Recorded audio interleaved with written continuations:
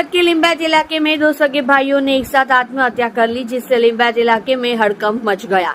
एक भाई ने एसिड पी लिया, सदमे में बड़े भाई ने भी एसिड पी लिया। दोनों भाइयों की आत्महत्या से परिवार गहरे शौक में डूब गया।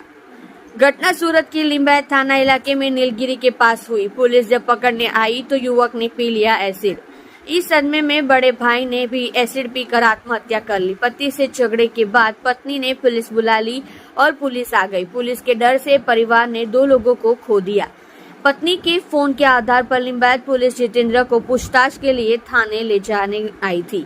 विपिन तेजाब की बोतल लेकर बाहर चला गया था। सूरत की लिंबायत पुलिस ने आकस्मिक मौत की शिकायत दर्ज कर आगे की जांच हाथ ली है।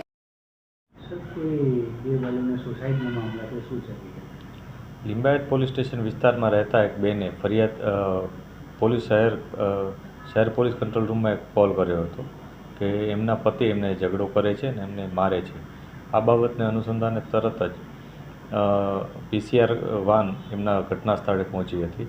આ દરમિયાન એમના પતિ ત્યાંથી ડરીને જતા રહ્યા હતા અને ત્યારબાદ તેઓએ ફિનાઇલ એસિડ પી અને સુસાઇડ કરવાની કોશિશ કરી હતી અને જેથી તેના પરિવારજનોએ 108 બોલાવી અને ટ્રીટમેન્ટ ચાલુ કરાવી હતી। ટ્રીટમેન્ટ દરમિયાન તેમનું મૃત્યુ થયું હતું, જે બાબતે અનનેચરલ ડેથનો કેસ રજીસ્ટર કરી અને તપાસ ચાલુ કરવામાં આવી હતી। પીએમ પણ કરવામાં આવ્યું છે। આ બનાવ 18 તારીખનો હતો સાંજનો। ત્યારબાદ બીજે દિવસે બપોરે એટલે કે 19 તારીખે બપોરના સમયે એમના જે મોટા ભાઈ છે જીતેન્દ્ર નાયકા, એને પણ આ બાબતથી ખૂબ જ સદમો લાગ્યો હતો અને પોતે આઘાતમાં આવી જઈ અને પોતે પણ એ જ પ્રકારે એસિડ પી ગયા હતા। આ એસિડ પી જતાં તેમને પણ હોસ્પિટલાઇઝ કરવામાં આવ્યા અને હોસ્પિટલમાં ટ્રીટમેન્ટ દરમિયાન તેમનું પણ મૃત્યુ થયું। જે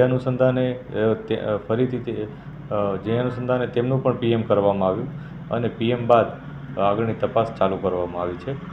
સમગ્ર બનાવમાં પોલીસ તમામ એંગલથી તપાસ કરી રહી છે, જેમાં મેડિકલ એવિડન્સીસ, મોબાઈલ ફોનની વિગતો, એના પરિવારજનોના નિવેદનો વગેરે અમે તપાસી રહ્યા છીએ અને જે પણ અમને આગળ પુરાવા અને બાબતો સામે આવશે એ મુજબ આગળની કાર્યવાહી કરીશું।